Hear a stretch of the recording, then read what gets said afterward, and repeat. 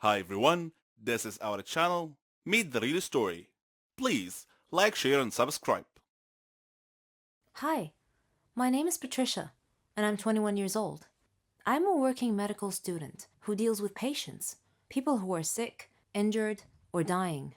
In my field, one has to stay calm and act wisely when dealing with these matters. But there are cases where you need to be quick and on your feet. Such a situation happened to me once. I traveled to China with some other med students on a medical intern exchange. When we arrived, we were welcomed by the hospital staff, who were very professional, polite, and decent. During our on the job training, we dealt with various strange illnesses, but the hardest one of all was called the coronavirus. It spread from country to country, terrifying the whole world because it presented a severe threat to people's lives, especially older people, heavy smokers, and people with weak immunity systems. I was often conflicted between my survival instincts that were telling me to leave China and the oath that I took that compelled me to save people's lives instead of letting them die. My oath and sense of duty won out in the end, and I continued working at the hospital. The doctors and nurses wore surgical masks and gloves continuously due to the rapid influx of cases, which were increasing by the hour. My manager demanded more doctors and nurses to augment our staff, as we were quickly becoming overwhelmed. The situation was dire, as were the World Health Organization statistics.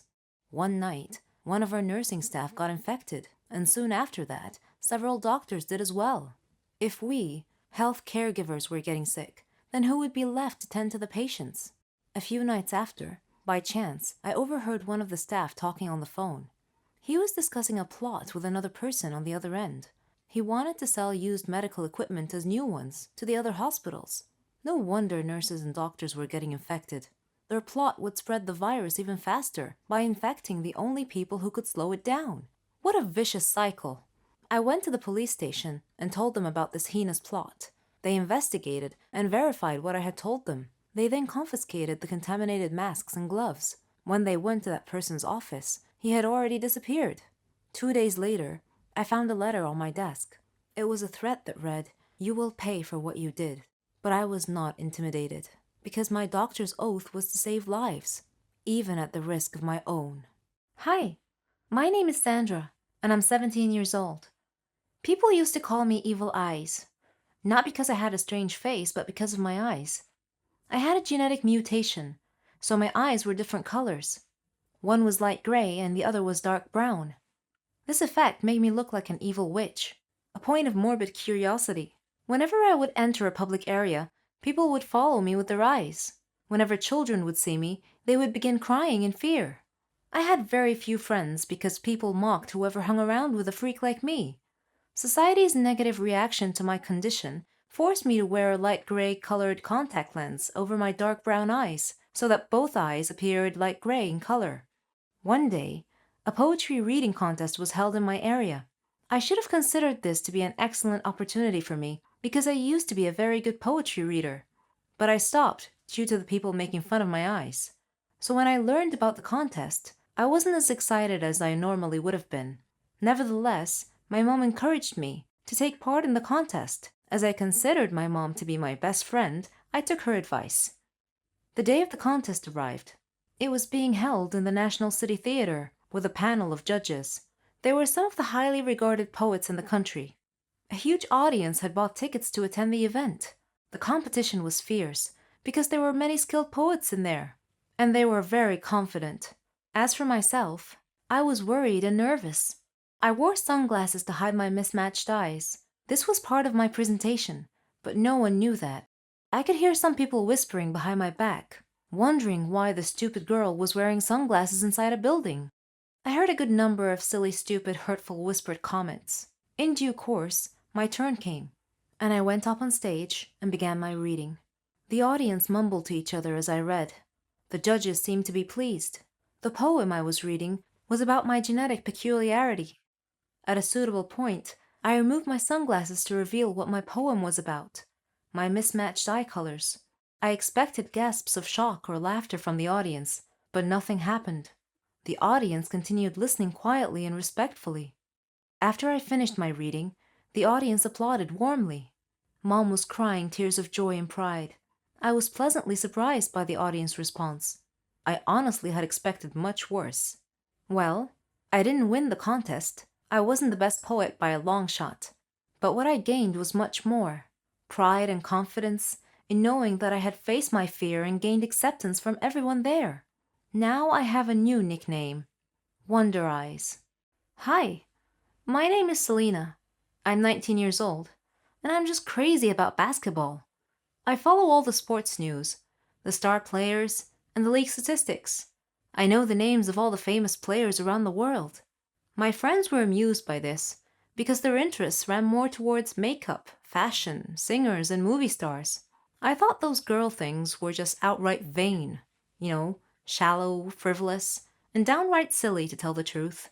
The college's basketball team coach was forced to take leave due to a chronic illness, leaving the team without a coach. Due to my high school reputation and widely recognized basketball expertise, I was asked if I wanted to serve as the basketball team's temporary coach.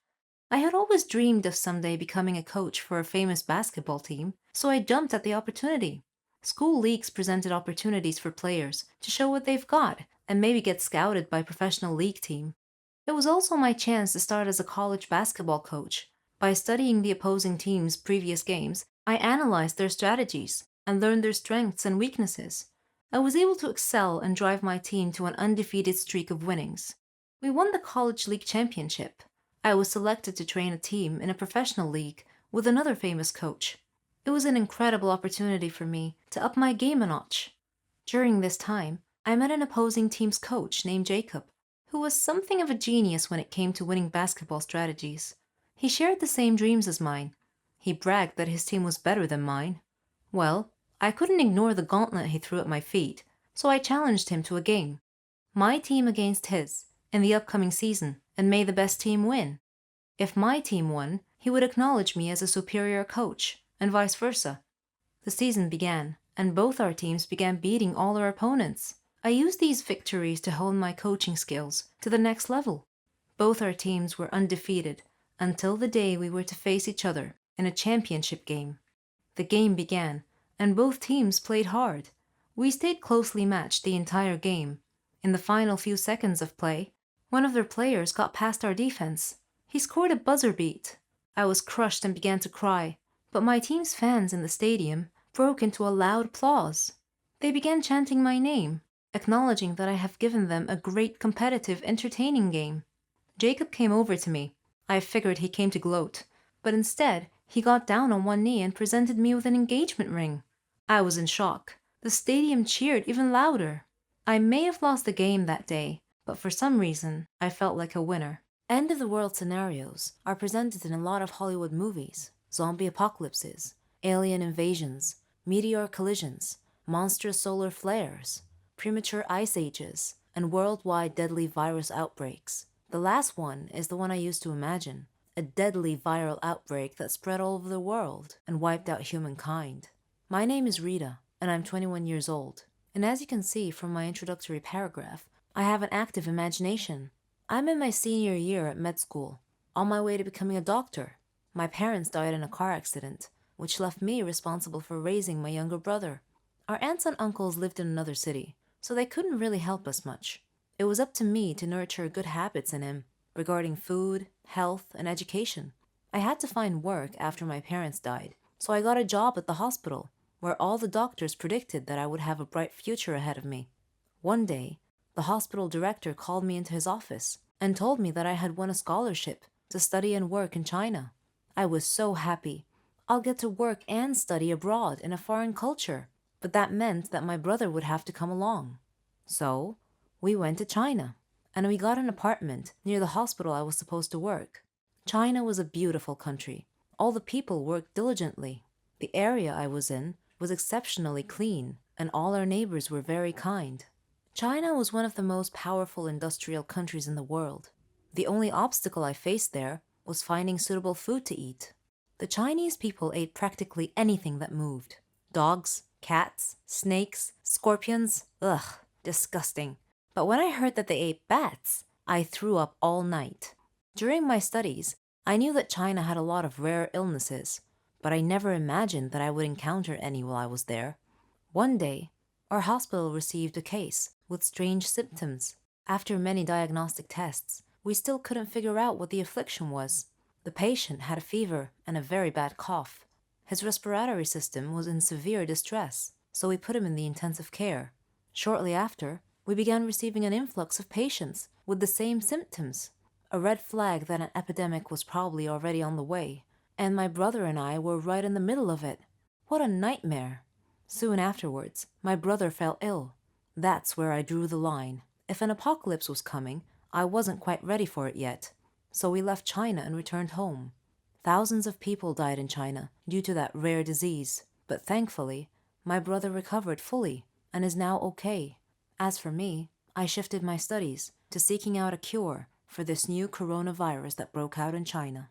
My name is Jerry. I am the village dreamer who touched the poor suffering in pain. In my country, illness is a monster that eats its victim's soul without mercy. I decided to be the soul saver, or the savior of souls. Heroes in my country don't wear superhero costumes. Rather, they wear white lab coats with stethoscopes hanging around their necks. I knew how difficult it was to become a doctor, but I was up for the challenge, so I enrolled in a medical college. The studies were challenging, but my creed in life is this: an opportunity may only come around once. You must take it or leave it.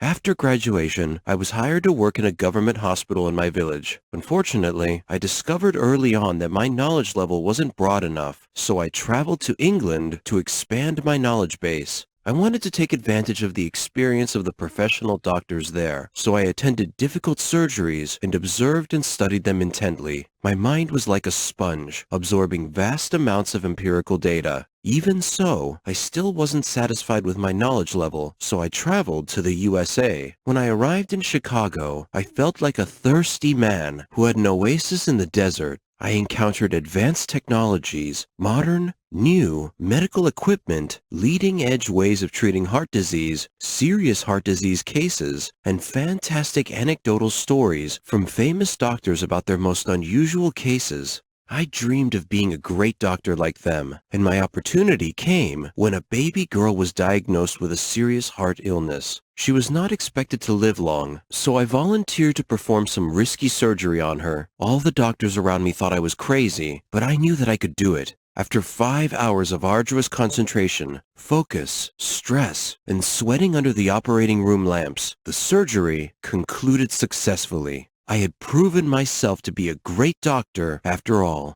Afterwards and subsequent surgeries, I became known as the guardian angel who saved souls. I gathered a huge following due to my successes. I was surprised when my surgery techniques later became required studies in my country. I became a role model for many aspiring medical students. I returned home to thank my country by building a heart hospital that treated people for free. Many people donated to my cause. My hospital saved many souls, but this is a never-ending mission. My country bestowed upon me the honorable title of the Prince of Hearts. Will you donate to my cause?